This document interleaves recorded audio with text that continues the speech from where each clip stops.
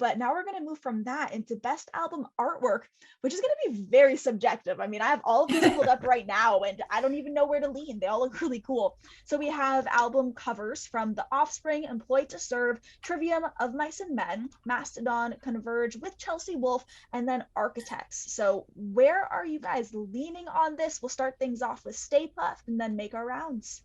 Okay, so first off, this is my favorite category of all time. I could talk about album artwork for days.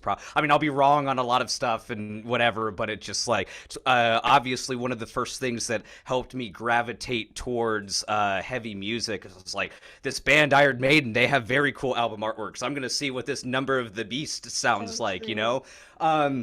So yeah, I absolutely love it and think that there are some really cool contenders on here. Like shout out to Employed to Serve, that like Dr. Manhattan style comic book feel on it, which I've started to notice is coming through on a lot of bands' artworks and things like that through. I think that that is really cool, and the Mastodon artwork as well is something that you can get lost in, like perfectly going with the hushed and grim, those muted gray tones, and seeing everything, like all the little details here and there that you can see. I think, though, that the winner is probably going to go to Trivium. Like, whether you're a Trivium fan or not, you see that, Game of Thrones inspired dragon going into the Colosseum and just wreaking havoc on all these people. Like, that's fucking metal. That's metal as hell. And the fact that they've been touring around with that full-sized artwork that they have, that you can see it at their different festivals, their shows, Metal Tour of the Year, whatever it is, that it's becoming like a, hey, we've got to go see, the In the Court of the Dragon painting, like see it in person, see all the details. I think like that is what lends itself to great artwork.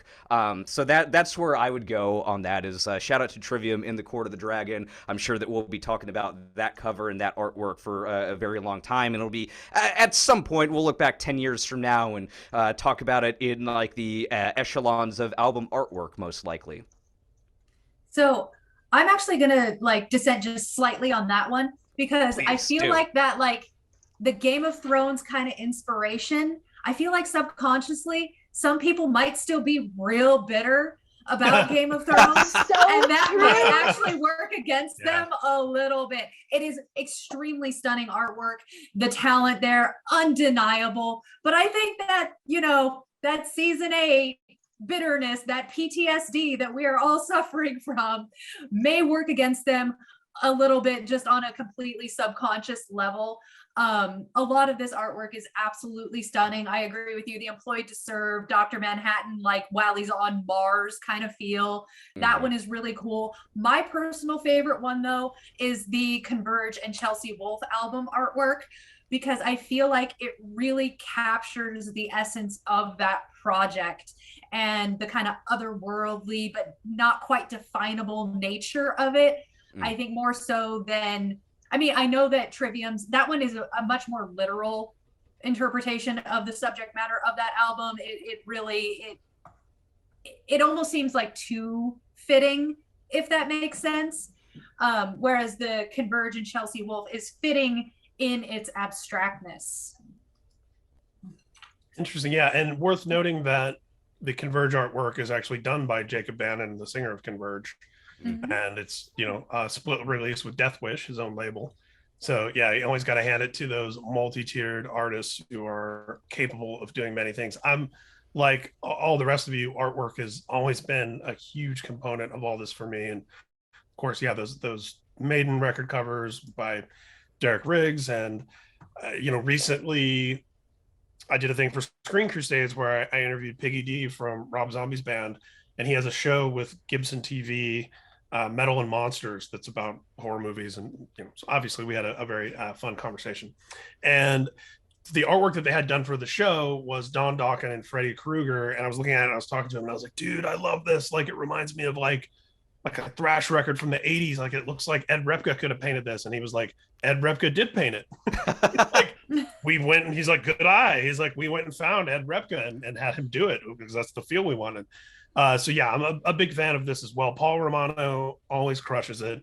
I think the Mastodon artwork here is my favorite because it has that that vibe where if you've got the vinyl, you can just like sit and trip out on it and like Stay Puft said, kind of examine all the different details.